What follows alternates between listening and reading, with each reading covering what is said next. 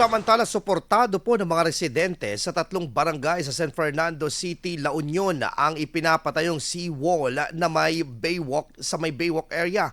At may taas na 2 metro mula sa level ng tubig dagat ang seawall na magiging panangga umano sa banta sa storm surge at may underground drainage system upang maiwasan ang tubig baha sa mga commercial at residential areas. Ang baywalk area naman ay may 6 na metrong lapad para sa accessibility ng mga sasakyan at maaaring paradahan ng mga bangka. Inaasahan ng mga residente na dadayuhin ang lugar na magpapalago ng turismo at kabuhayan po sa mga residente. Nagpapatuloy naman ang konstruksyon ng proyekto sa kahabaan ng Barangay Ilocano Sur at Norte at Barangay Katbangen at inaasahang matatapos ngayong taon.